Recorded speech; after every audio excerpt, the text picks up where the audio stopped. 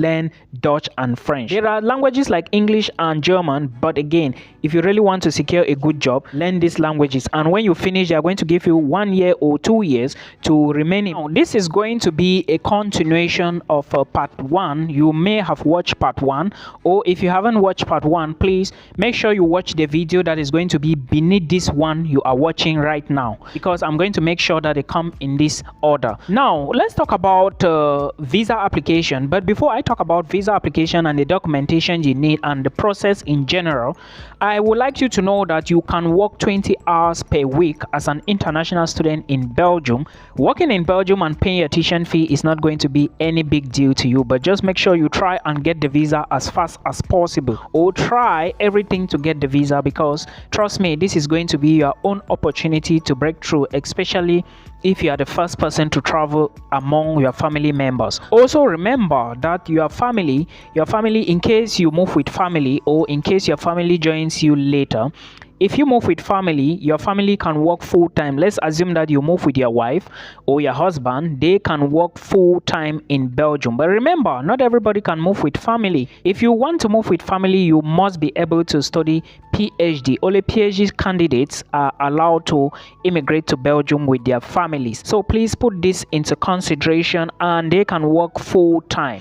However, if you finish studies, you can also work full-time in Belgium if you find a job. But trust me, if you really want to integrate well in Belgium, you have to try to study the French language, or you have to get used to the Dutch language. It's very important. Of course, you may be able to speak English, but English is not enough. Trust me, I always say that when you are in a new country, try as much as possible to learn the language of that country, because it's going to help you a lot. I'm talking from experience. I have used foreign languages to work in foreign countries, so I know what I am talking about. Please try to integrate properly, and tuition is very less in Belgium. I explained this before. Please remember that when it comes to visa application, now we are going to be looking at the visa application. Let me take it proper. If you are to apply for a study visa to Belgium, you are going to be applying for the visa type they call study visa D type. Now there are a lot of visas you also need to put into consideration. There are visit visas, family reunion visas, other short stay visas, which are not up to a long stay visa. But yeah, we are going to be talking about the D type visa, which is that for students. Now let's take a look at the requirements that you need, all the documentations that you need for this particular. But first, before we talk about these documents, I would like you to press the like button for me. Please support me by pressing the like button, and do not forget, your subscription is also very important. Subscribe and share this video if you find my content interesting. Okay, thank you so much for understanding. I know you have done that. Now the first document we are going to start with, I am looking at my jotter here because I do not want to make any errors. Let's take a look at the visa application form. Now I would like to draw your attention to the fact that you are going to get this form from the TLS contact website. If you didn't know, up to this point, the Belgian embassy doesn't work again with VFS Global. So now you are going to be doing everything with TLS Contact. So you can find this visa form on their website, because definitely you are going to gather all these documents back to TLS Contact. Then you pay your visa fee before they will carry the documents to the Belgian embassy, and then you will get an appointment before you can go to the embassy. I'm going to explain everything in detail. That is the first document you need. This document, you can fill it online and you can fill it offline. So that is something you should know. The second document is your passport photograph.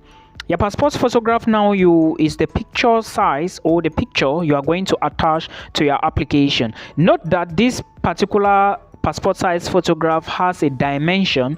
You should check the visa website very well, or the TLS contact website very well. And when you go to take the snapshots, make sure these guys taking the photos should understand the purpose of the snapshots. You should let them know that you want to use it for visa application, because you do not want errors here. Please put this into consideration. Remember, out of these documents I'm talking about right now, the other ones I'm going to be talking about are your educational credentials, and this is what you have to do to your educational credentials. Educational credentials, for you to apply for your student visa to Belgium, you have to legalize them. they must have passed through the process of legalization. But first, remember I said it is always good for you to legalize these documents before you start any process so far as Belgium is concerned. Because why am I saying so? When you apply for a school, when you legalize these documents and apply for your school, it is now relatively easy for you to do the other processes like the visa application. You will not be going back to TLS contact again for them to do legalization for you because you've done it already. Now, how is the process done? First, Nigerians, you take your documents to the Ministry of Education. Secondly, to the Ministry of Foreign Affairs. Then you take them now either to the embassy or to TLS contact. I don't know if there is a TLS contact in Nigeria. If it is, excellent, you do this. Then for Cameroonians, it depends on where your documents came from. Those who collected their documents from the Ministry of Higher Education, like HND holders, I do not know if you have to go back to the Ministry of Higher Education, but I know that those who left University of Buea in Cameroon, you have to go back to UB, certify your documents at the transcript office, then you now carry the documents to the Ministry of Foreign Affairs. If you are applying for bachelors, you have to go to the GCE board to take confirmation of results for your O levels and A levels. Then you add to those documents before you go to the Ministry of Foreign Affairs. Failure to do any of these, your documents will not be accepted. When you get to the ministry, they will tell you some specific stamps to put there, some fiscal stamps. I do not know how much they cost. I don't know the cost at the ministry, but I know the price have increased to almost maybe something. Please just verify from the ministry's website, or you go there in person. They have a bureau at the governor's office in Bonanjo, Douala. Then you can go to Yaoundé as well if you choose to. Remember, for those who are in Cameroon, you have to go to,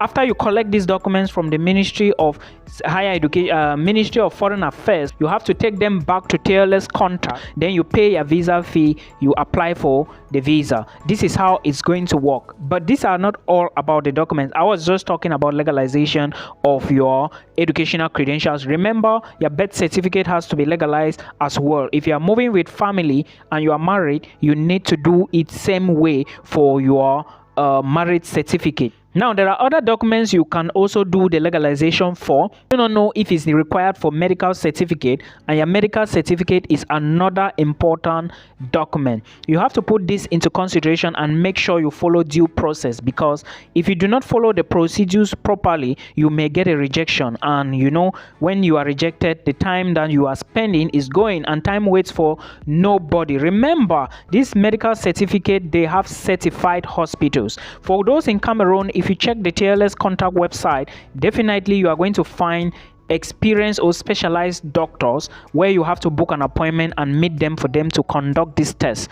Otherwise, you are going to find the hospitals. I do not know which one you are going to find, but that is how it is for Cameroonians. Those in other countries, you have to check the website as well in your home country, then to know what you are going to do. Please do not open the envelope when given to you. They are going to maybe check maybe some parts, maybe your lungs, hepatitis, HIV, and all those tests, okay, blood and all the rest. I do not know which one they are going to check, but definitely these are some of the things that they are going to check. Do not open the envelope. It has to be opened only by the visa officer, guys. Do not break the law, okay? That is for your medical certificate. Now, let's take a look at your another document you need is your admissions offer letter. Of course, this one is cleared, right? We are not debating about this. You need an admissions letter. You equally need your transcripts of record or your educational credential. If you have your transcript for high school, submit it as well. If you have for bachelors, submit it as well. Then these are the documents you need. You also need your certificate, your academic certificates. Then you equally, if you are going for bachelors, like I said, your high school certificates are important, but make sure you legalize them. But before then, if you are someone who applied to Ghent University, it means that your documents are already legalized. So all you need to do is to carry them back to TLS contact for visa application. Now, the next thing you need to do is get proof of funds. Now, let me elaborate here. I want to talk a little bit about this proof of funds because a lot of people do not know. Well, things are changing, like I always say, and right now there are three methods you can use for proof of funds to study in Belgium. One is the blocked account. The second one is studying using a scholarship, fully funded scholarship. The third one is using a sponsorship. Let me start with the sponsorship. The sponsorship, the best way, anyways, let me start with the first one. The first way I will advise you to use if you are watching this video now is to use the blocked account method. Specific schools will give you the amount and the accounts to put this money inside. A school like KU Leuven, before it used to be like 9,200, 9,300, but right now if you get admissions at KU Leuven, they are going to tell you to transfer 11,700 euros in their account. This is in the case. It also varies with your tuition fee. It also varies with the place in which you live, the city in which you live. If you apply to a school where the tuition fee is 5,000 euros, therefore you have to get your own blocked account more than this. The money will be more than this one. So please put this into consideration. This is the best method right now to do, okay? But if you cannot do this, then you should definitely have a full scholarship, where in this case you are going to get all the necessary documents from the scholarship team. Then you upload them on the website and you equally move with them for your visa application. This is how it's done, and you have to note all of this. Then the other case, which is the third option, if you cannot get these two, get the third option, but it should be the least, okay, is sponsorship. Now, how does the sponsorship operate? If you have a relative that resides in Belgium, work in Belgium, then they can sponsor you. But during the sponsor, let them take into account their money, and let them also take into account how many people they are sponsoring in their family in addition to you. Because the more the people you sponsor in your family, the more the money you need. So they need to take a look at their budget, look at the people they have been sponsoring, and see if they can put you into the picture. I have a video on this channel. I explain all of this inside. And also remember, they need to take into consideration their tax rate and, like I said, the number of individuals they are sponsoring. Now, that is for your proof of funds. And again, the next thing you need is your police clearance certificate. I would like to say that if you have traveled to 5 different countries and lived there for at least 6 months, you need to get police clearance certificate for all these countries. If you live in just one country, get it for the one country you lived in, because they want to make sure that all the countries you travel to, you didn't have any criminal records or stuff like that. Please get these documents. It's very, very important. And also get that of your home country. If you haven't traveled, get that of your home country. If you have traveled to 2 countries, get for the 2 countries with that of the country in which you are at the moment. I hope you understand me. So this is what I'm saying. Then for all your educational credentials, I've talked about that. Now let's take a look at the other document, which is the IELTS. If you are applying to schools, if you watch the first video, you are going to hear me mention the fact that if you are applying to certain areas in Belgium, you need to get IELTS. This is non-negotiable.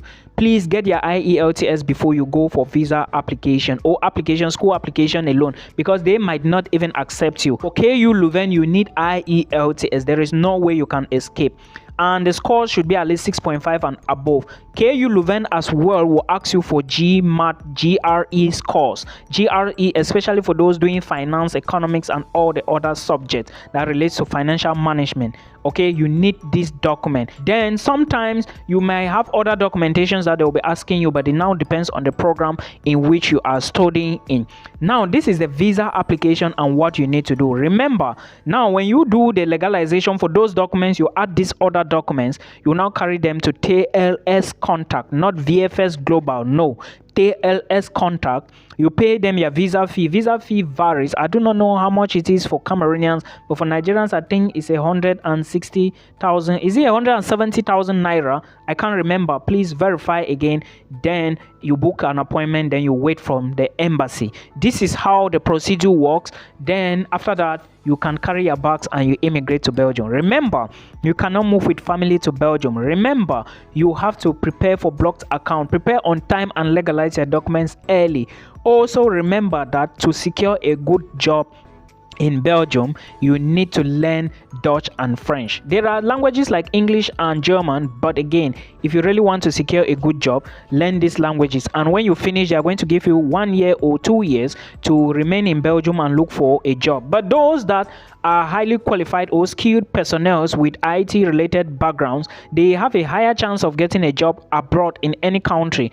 But remember, I have always said in my videos that you cannot be depending on jobs except you are skillful. You have a particular skill that the companies abroad needs you.